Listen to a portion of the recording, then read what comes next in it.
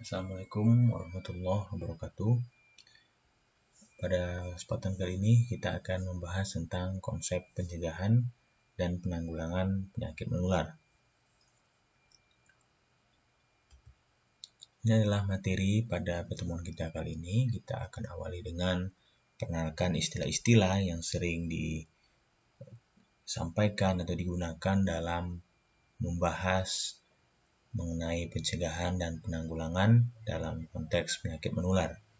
Dan juga bagaimana konsep-konsep dalam pencegahan dan penanggulangan penyakit menular ini telah dilakukan dalam berbagai tingkat kolaborasi hingga di tingkat global, dan sebenarnya bagaimana tingkat daripada pencegahan.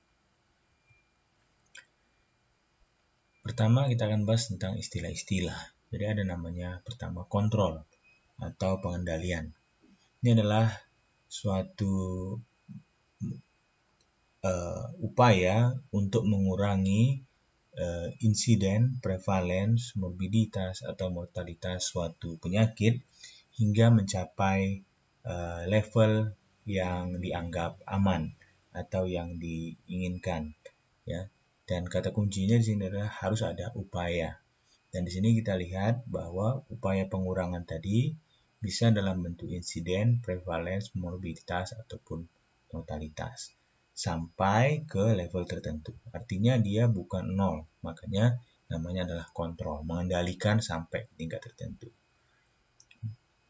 Berbeda dengan eliminasi.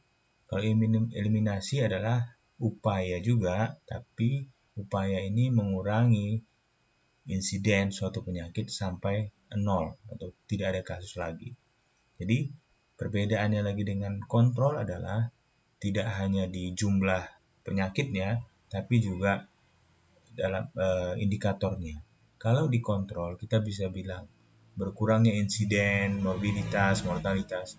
Tapi kalau di eliminasi, kita hanya bisa menggunakan indikator incidence. Kenapa?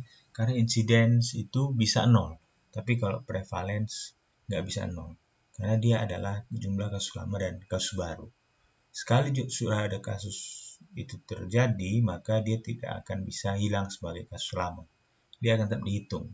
Makanya prevalence cenderung akan terus meningkat kalau kita akumulasikan. Tapi kalau incidence bisa nol, karena incidence hari ini itu bisa berbeda dengan insiden besok. Karena dia hanya yang dihitung kasus baru. Kalau hari ini kasus barunya 1, besok nggak ada, berarti insidennya berkurang dari 1 menjadi 0. Tapi kalau prevalence hari ini 1, besok 0, insidennya berarti prevalence kemarin itu 1, prevalence hari ini 1 juga, tetap dia bukan berkurang. Jadi itu dia kenapa indikatornya berbeda. Nah, dibedakan lagi ada eliminasi infeksi dan eliminasi penyakit. Kalau eliminasi penyakit tadi itu adalah jumlah insiden penyakitnya yang 0 atau tidak ada lagi, kalau eliminasi daripada infeksi adalah agentnya yang memang juga tidak ada lagi, gitu. Sehingga dia tidak bisa menyebabkan suatu infeksi. Perbedaannya dengan yang disease tadi, kita hanya fokus ke penyakitnya. Tapi kalau misalnya yang infection ini, penyakitnya 0 karena memang agentnya nggak ada. Tapi kalau yang disease, penyakitnya 0, bisa saja karena memang nggak ada transmisinya atau bisa memang kita kendalikan sehingga dia 0. Ya, pencegahannya baik sehingga dia 0. Tapi kalau yang infeksi, dia 0 kasusnya karena memang agentnya udah nggak ada lagi. Jadi lebih jauh lagi intervensi. Nah, kalau eradikasi itu berkurangnya itu sifatnya lebih permanen ketimbang eliminasi. Ya, jadi contoh-contoh penyakit yang pernah tereradikasi misalnya smallpox atau polio di Indonesia misalnya, atau filariasis di Indonesia juga sempat tereradikasi. Kita bebas campak, kita bebas polio, dan lain-lain. Sudah 0, permanen. Karena agent yang nggak ada, orang yang nggak ada, transmisi yang nggak ada. Tapi kenapa tiba-tiba suatu bisa muncul lagi? Itulah namanya re-emerging disease. Nanti kita bahas di belakang. Jadi eradikasi itu sebenarnya dia lebih permanen daripada eliminasi. Jadi kalau misalnya dianggap suatu penyakit itu sudah nol atau tidak ada lagi kasusnya, itu eliminasi. Tapi kenapa yang eradikasi lebih permanen? Karena cakupan wilayahnya yang lebih luas. Ya, misalnya dalam suatu kawasan ASEAN misalnya atau Asia, beberapa negara yang awalnya endemis tiba-tiba semuanya mengalami mencapai eliminasi penyakit di daerah masing-masing, maka transmisi atau penularan penyakit dari negara antar negara akan tidak ada, sehingga secara luas akan terjadi eliminasi hingga terjadi eradikasi. Ya, agent yang nggak ada, orang yang nggak ada, yang sakit, sehingga akan lebih permanen karena cakupannya yang lebih luas. Kalau ekstinsi ini konteksnya adalah lebih ke agentnya. Kalau agentnya udah nggak ada lagi, bahkan bukan hanya di satu daerah, tapi memang di alam ini udah nggak ada lagi. Seperti yang ada misalnya pada hewan-hewan purbakala. Ya,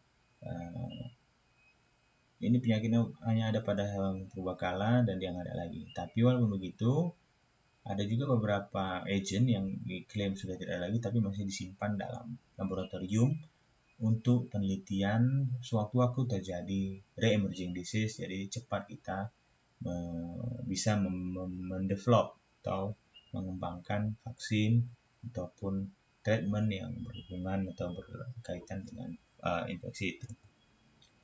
Nah, ini adalah istilah-istilah lain tentang jenis-jenis penyakit menular.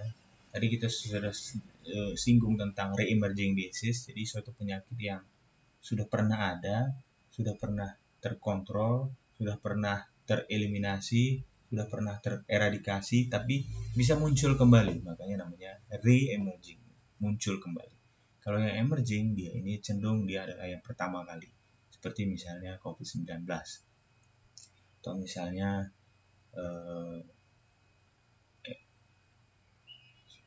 SARS pada awal-awal dulu, itu sebelum yang ini. Atau avian flu, ya.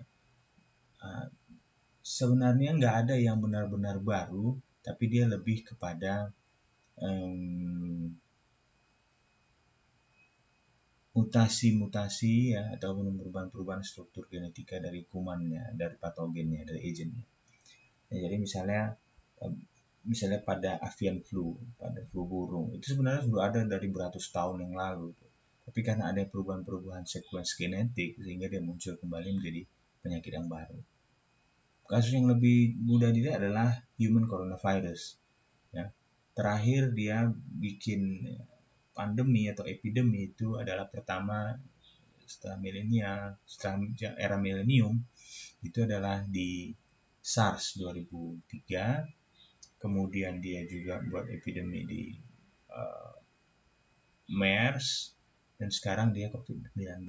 Sama-sama coronavirus, sama-sama menimbulkan gejala pernapasan, tapi karena adanya perbedaan dalam struktur genetiknya, sehingga dia menimbulkan penyakit-penyakit yang berbeda.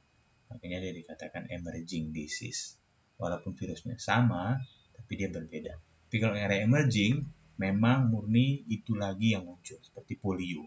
Udah sempat hilang, muncul lagi dia. Polio yang sama muncul lagi. Itu re-emerging. Nah, kalau megatropical disease itu penyakit tropis yang terabaikan. Misalnya penyakit cacing, infeksi cacing, ya, seperti schistosomiasis atau leptospirosis, dan banyak lagi contoh taeniasis dan lain-lain. Itu dia kenapa? Karena biasanya cenderung dia kurang mematikan, walaupun dia berpotensi mematikan, terutama pada masyarakat menengah ke bawah. Nah, walaupun dia namanya neglected, tapi dia ini sudah mendapatkan konsen internasional dan ada frameworknya sendiri untuk mengatasi masalah ini. Namun dikatakan neglected mungkin karena dia itu kurang mendapatkan atensi sebagaimana yang misalnya yang didapatkan oleh COVID-19, HIV/AIDS. Ya, kita kalau cerita COVID-19 semua orang tahu, cerita HIV banyak orang yang tahu. Tapi kalau orang cerita Schistosomiasis, Taeniasis, leptospirosis, sigilosis, dan lain-lain. Itu mungkin banyak yang nggak tahu. Itulah namanya neglected, padahal dia juga penting. Kemudian ada lagi istilah lain, misalnya antimicrobial resistance. Ini juga istilah yang perlu diketahui bahwa ini sangat berkaitan dengan pencegahan dan penanggulangan penyakit menular. Karena ada antibiotik atau obat yang digunakan untuk pencegahan, seperti obat-obatan profilaksis, dan ada juga penyakit-penyakit yang digunakan untuk penanggulangan, memang untuk mengobati, ya, untuk mencegah penularan yang lebih berat atau mencegah perjalanan penyakit yang lebih berat. Ada lagi istilah lain, misalnya zoonotik. Ini adalah penyakit di mana hewan menjadi sumber infeksi. Jadi ada vector-borne, ada zoonotic disease. Kalau vector-borne bedanya adalah dia lewat hewan juga. Misalnya demam berdarah, virusnya virus dengue, ada vektornya namanya Aedes aegypti. Nah, pada kasus ini nyamuknya berlaku sebagai vektor. Dan nyamuknya nggak sakit karena si Aedes aegypti dalam tubuhnya. Beda dengan zoonotic disease, sumber infeksinya misalnya virus rabies. Binatangnya anjing. Maka anjing di sini adalah host untuk si rabies, dan rabies di anjing ini bisa ditularkan lagi ke manusia kalau dia menggigit manusia. Jadi bisa punya dua hostnya hewan dan binatang. Bisa menularnya agent dari hewan ke manusia ini bisa karena banyak faktor, bisa karena terpapar, atau bisa juga karena memang terekspos. Ya. Nah, sebenarnya banyak jenis agent yang ada di hewan terekspos manusia dan begitu pula sebaliknya. Manusia mengekspos hewan. Tapi karena perbedaan genetika antara hewan dan manusia, nggak semuanya menjadi patogen, nggak semuanya menjadi bermasalah. Ya. Mungkin kita terpapar virus yang ada dalam binatang, tapi kita nggak kenapa-kenapa karena nggak cocok, nggak ada reseptor-reseptornya. Seperti itu. Jadi nggak semua juga penyakit di hewan bisa menular ke manusia, tapi resiko itu meningkat karena meningkat pula paparan manusia kepada hewan, misalnya melalui ekoturism, ya, perjalanan-perjalanan ke alam-alam liar dan lain-lain, atau makan makanan yang hewan-hewan buas, itu juga menjadi masalah, ya, karena kita nggak tahu apa ada di dalam hewan buas tadi. Kemudian bagian kedua adalah tentang konsep pencegahan penyakit menular. Jadi pertama kita bahas tingkat pencegahan. Jadi secara umum ada 3 tingkat pencegahan, primer, sekunder, dan tersier. Jadi ada lagi yang bilang 4, ada yang bilang 5. Yang 4 tambahannya adalah prevention primordial. Nah, kalau yang 5 hanya perbedaan daripada penjabaran daripada yang 3 kategori. Nah, pada intinya pencegahan primer itu adalah mencegah orang dari sehat menjadi sakit, itu yang primer. Kalau yang sekunder mencegah orang sakit menjadi disable atau menjadi lebih parah. Nah, kalau yang tersier itu mencegah orang yang disable menjadi mati atau ada komplikasi. Jadi ada tingkatannya. Nah, kalau pada yang pencegahan primer itu bentuk intervensinya adalah bisa melalui edukasi, promosi kesehatan. Jadi mencegah orang yang sehat menjadi sakit, atau melalui tindakan-tindakan preventif, misalnya pakai masker, cuci tangan, makan makanan bergizi, ya, itu, dan hidup bersih dan sehat, pola mengolah makanan yang baik dan benar. Itu semua adalah bentuk-bentuk contoh primary prevention. Kalau secondary prevention mencegah orang sakit menjadi lebih parah atau menjadi komplikasi. Nah, jadi dia udah sakit. Jadi kalau udah sakit supaya nggak makin parah harus diobatin. Jadi bentuk pencegahan sekunder itu adalah yang terutama adalah pengobatan. early diagnosis and prompt treatment. Itu kata kuncinya. Jadi kalau di pencegahan primer kata kunci adalah health promotion, ya. Kalau di pencegahan sekunder kata kunci adalah early diagnosis and prompt treatment. Jadi diagnosis cepat dan tepat akan merujung kepada penanganan pengobatan yang tepat pula. Sehingga karena dia cepat, sebelum perjalanan penyakit semakin berat, dia cepat ditangani sehingga mencegah menjadi lebih berat. Sementara pencegahan tersier itu mencegah orang yang sudah mengalami komplikasi, tidak mengalami kematian atau kecacatan. Nah, makanya di sini kata kunci adalah rehabilitasi. Ya. Jadi walaupun dia misalnya sudah mengalami tahap lanjut dari penyakitnya, itu tidak boleh kita cegah dia supaya daripada meninggal atau kematian. Jadi dia diupayakan semaksimal mungkin untuk tetap dapat menjalankan perannya sebagai manusia, fungsi kehidupannya yang kita jaga. Nah, kemudian konsep lainnya adalah bagaimana ternyata di dunia apa yang sudah dilakukan untuk pencegahan penyakit menular ini. Ada namanya One Health. One Health ini adalah konsep yang menekankan pentingnya kolaborasi antara sektor manusia, hewan, dan lingkungan dalam rangka mengatasi atau mencegah menanggulangi penyakit menular. Karena 60% dari penyakit menular yang ada di manusia itu ada kaitannya dengan hewan, seperti zoonotik dan vector-borne disease. Ya, ada hubungannya sama hewan. Karena hewan sangat erat kaitannya dengan alam liar, maka alam juga harus diperhatikan, alam liar. Dan bagaimana manusia memperlakukan lingkungannya, mengolah lahan-lahannya, itu juga akan mempengaruhi lingkungan, yang dimana berubahnya ekosistem lingkungan akan mempengaruhi siklus hidup atau ekosistem dari vektor-vektor ataupun agen-agen penyakit yang akan merubah kepada tren suatu penyakit dari hewan yang juga bisa berdampak kepada perubahannya tren kesehatan atau penyakit pada manusia. Untuk One Health sendiri, kolaborasinya itu sudah dilakukan oleh WHO atau WHO, Organisasi Kesehatan Dunia, FAO, Food and Agriculture Organization, dan OIE. Itu adalah organisasi kesehatan untuk hewan.